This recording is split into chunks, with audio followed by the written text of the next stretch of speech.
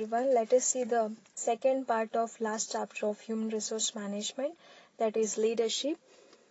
Meaning, leadership is the ability to influence people. So leadership means it is the ability of a person to influence people so that people in organization will move to achieve the objective of the organization. So it is the process of inspiring, guiding, motivating, and controlling people towards the achievement of organizational goals.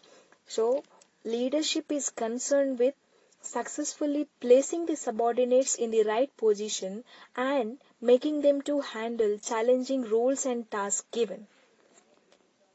An organization without a leader is like a ship without a captain, because in a ship, if there is no captain, then it is not possible to make a ship to move in a correct path. So, for organization also, there should be a leader, and that leader makes the organization to move in a correct direction. So, let's see the definition. According to Keith Davis, leadership is the process of encouraging and helping others to work enthusiastically towards objective. So it is clear from this definition that leadership is the art or process of influencing people to perform assigned tasks willingly, efficiently, and competently. It activates people, provides proper direction, and gives a clear vision for the future. Let's see the features of leadership. It is a group process.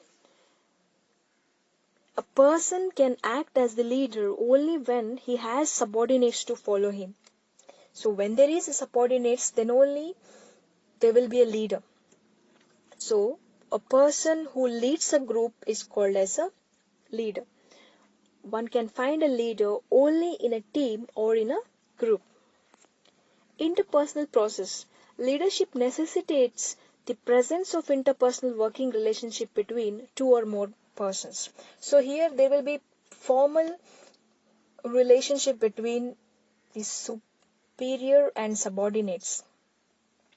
Leader and subordinate.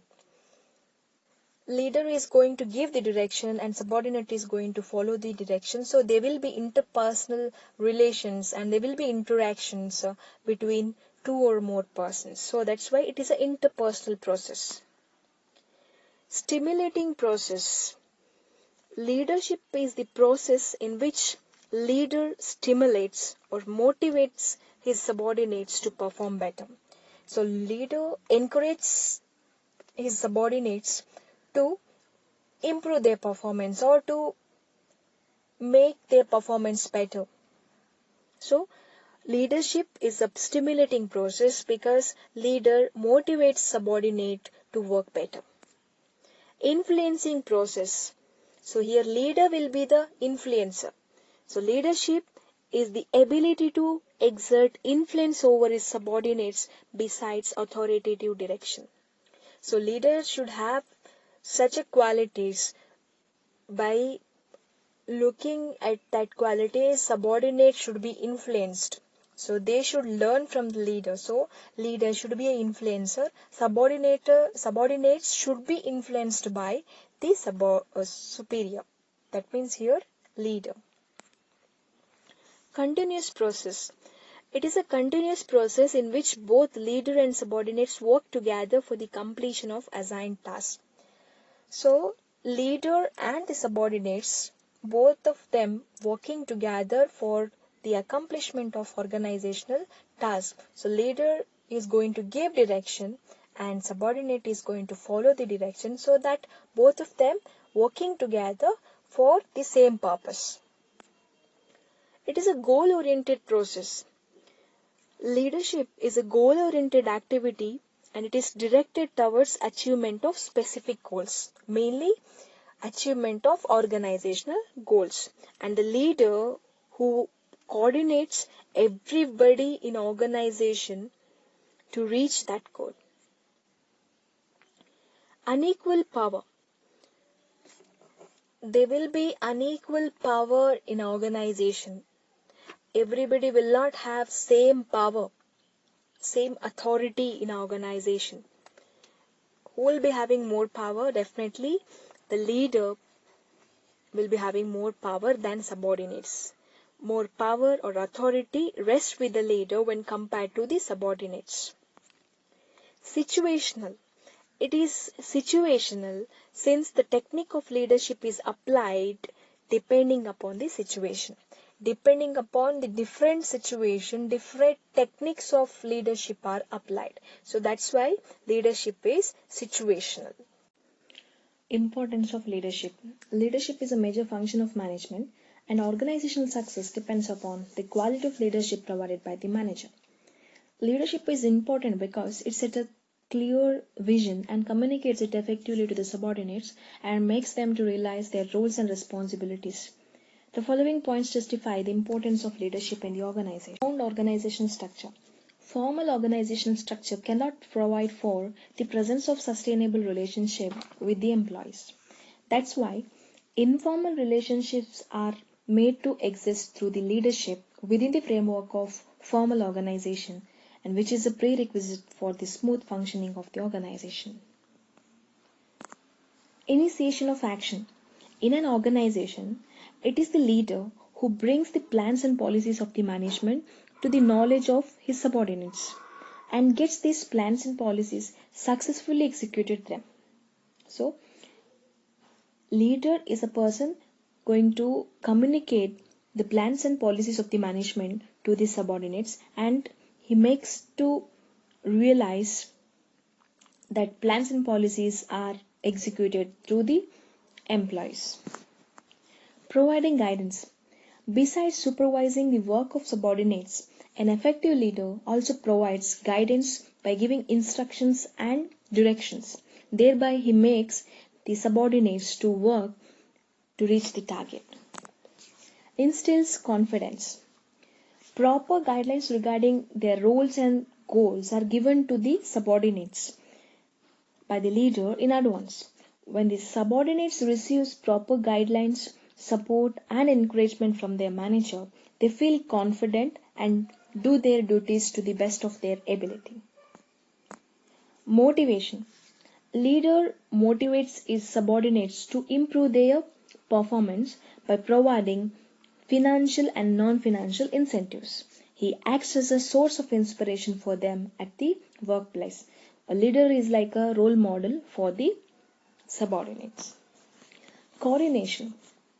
A successful leader integrates personal interest of the subordinates with the organizational goals and achieves coordination in the organization. So leader is a person who coordinates everything in the organization and makes it possible to achieve organizational goals. Morale booster. By maintaining cordial relations with the subordinates, he keeps them happy and satisfied. Thus, an effective leader can be a morale booster for his subordinates, which would result in increased production and profits. Accommodates change. By encouraging and inspiring his subordinates, the leader influences them to accept the change in the organization without much protesting. He makes sure that subordinates do not feel insecure about the changes. Leader makes the subordinates to accept challenging roles and tasks given. Creates successes.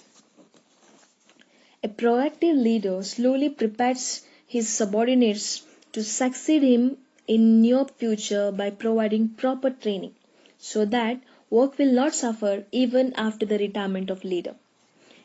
Leader makes sure that there is a second line of leadership in the organization. That means leader trains his subordinates to become a good leader in future. So subordinates are influenced by the leader and they inculcate some of the good characteristics of the leader, and that will help them in future when they become a leader. Connecting link. A leader communicates the plans, policies and programs of the management to the employees. Similarly, he passes on the problems and grievances of the to the management for redressal so that there is a healthy work environment in the organization. Thus, Leader acts as the connecting link between the management and the employees. So from the bottom, that means from the subordinates, problems and grievances are communicated or addressed to the management, and from the management, plans and policies are communicated to the subordinates. So he acts as a connecting link between the management and the employees or subordinate styles. Leadership style is a typical behavior pattern adopted by the leader for influencing his subordinates or for leading his people. A leader has to lead different types of subordinates, so he has to adopt different styles for leading them at the workplace. The style of leadership, it is based on the kind of control leader exercise on his team and the behavior of his subordinates. The following are the major leadership style. First one, autocratic or authoritarian leadership. Under this leadership style, there is a complete centralization of authority in the leader himself. He alone makes the decisions. That means he will not ask his subordinates while making decision. He does not believe his subordinates and he imposes work on them. He always expects his subordinates to obey his orders and instructions. He does not want to waste his time in two-way communication. So there are three types of autocratic leadership. That is strict autocrat. So this type of leader gets the work done through negative motivation. That means through threats of penalty and punishment, he makes the work done. He assumes that his subordinates are not at all intelligent and they are irresponsible. He thinks that he is only the capable person and does not require any advice or suggestion from anyone. So this type of leadership works only when his subordinates are newly appointed or when they lack expertise or experience. Benevolent autocrat. Benevolent means kind person. So benevolent leader takes his subordinates into confidence and tries to motivate them to increase the productivity. He wants to have good relationship with his subordinates, so he finds happiness in controlling them and always expects them to be loyal to him. He severely punishes the disloyal subordinates when the subordinates are not ready to assume responsibility and need close supervision. This type of leadership is useful. Manipulative autocrat. Manipulate means person who is unfair in his dealings. Manipulative leader is one who makes his subordinate to believe that they are participating in the decision making process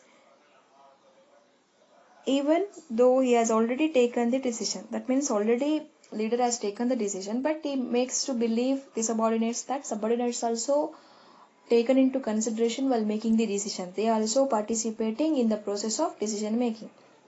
So he is manipulative in nature and he takes his own decision, but he acts like subordinates are participating in the decision making process. In this case, also non-compliance of his orders by the subordinates invites punishment. That means there will be punishment for the disobey of the orders of leader. Merits of autocratic leadership. Some of the merits are successful where subordinates are weak. So this kind of autocratic leadership is successful when subordinates are weak. That means leadership can give better results where subordinates are illiterates, less competent to do their duties properly, or when the subordinates are new to the organization. Expectation of perfection. This type of leadership is more suitable where the perfection in the performance is expected from the subordinates. Quick decision making. Quick decisions can be taken by the leader since he does not consult any subordinates. Disciplined environment. There would be highly disciplined work environment in the organization because here subordinates has to obey the orders. If they disobey the order, there will be punishment. So when the organization requires strict environment, this kind of leadership is useful. Demerits of autocratic leadership. There are some demerits, that is low morale. There may be low morale among the subordinates as they are ill treated by the leader.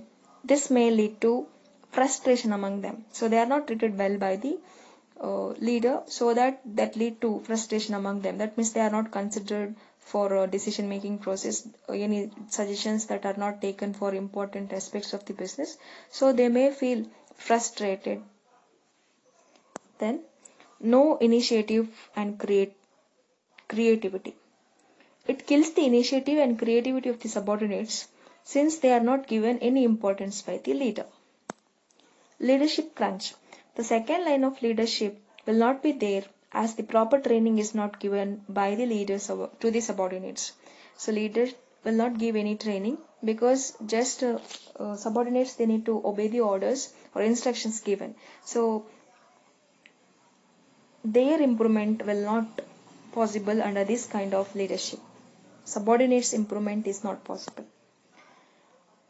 Wrong decisions. Decisions made by the leader may go wrong since he does not consult his subordinates while making decision.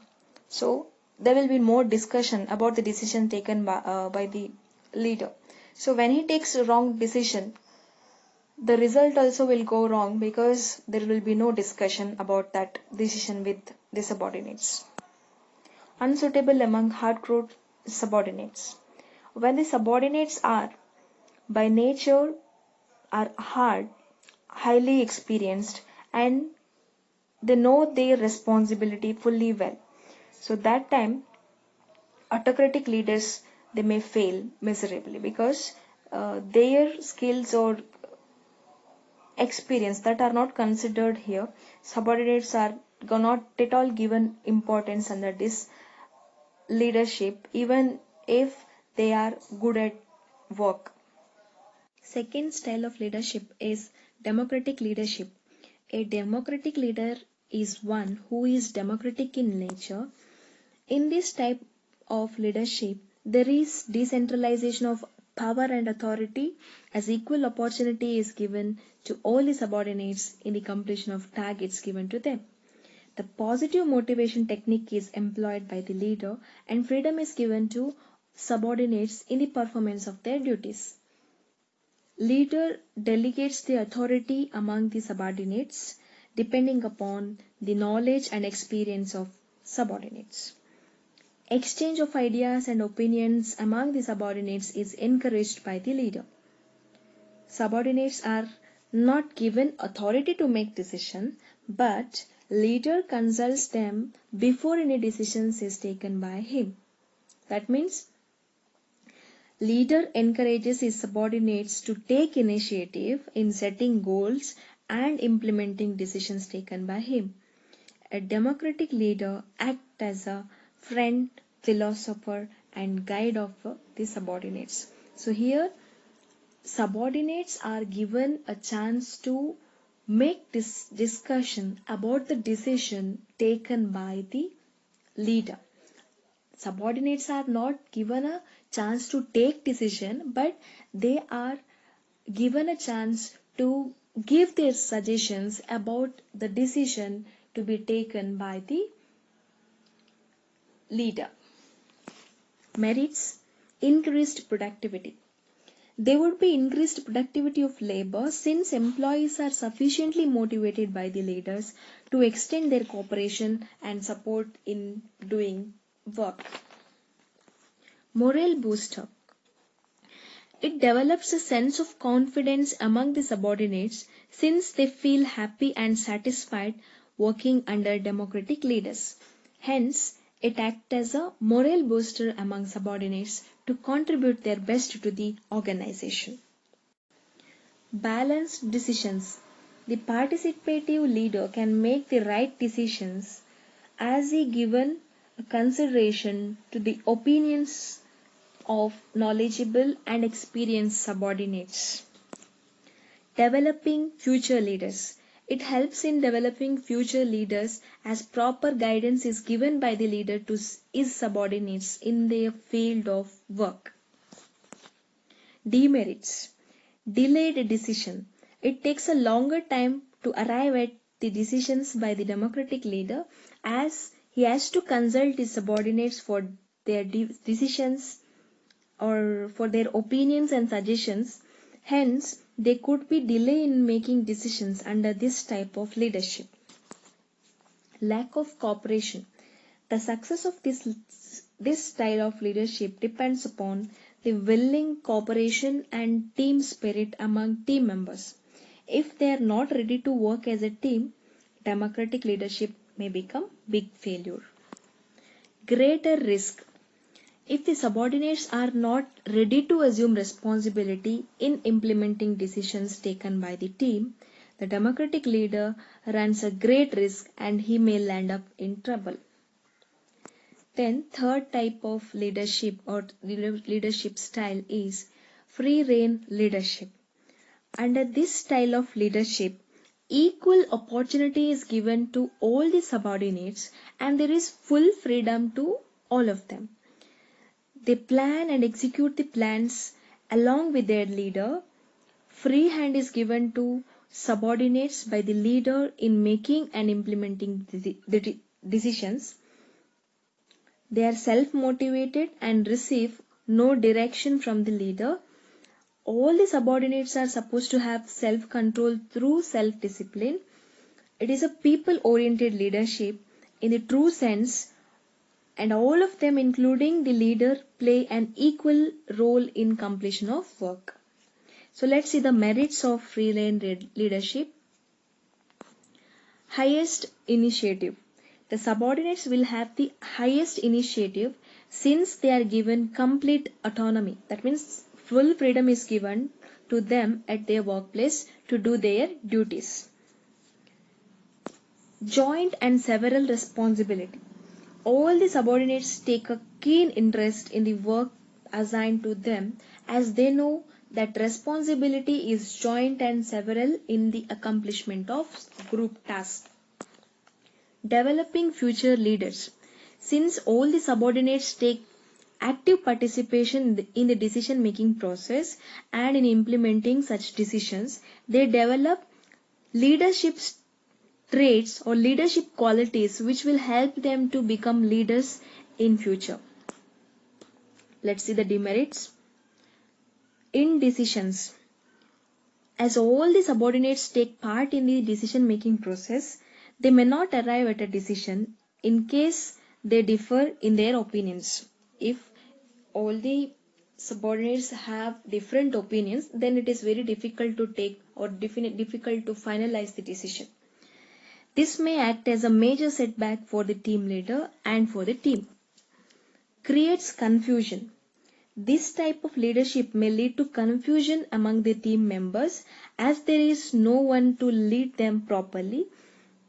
The work given to them or work given to the team may suffer if no one is there to take up the responsibility to guide them in the right direction. Indiscipline.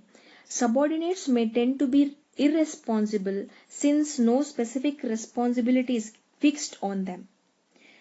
They may blame their colleagues in the team if anything goes wrong. This may result in indiscipline among the subordinates, creating total confusion.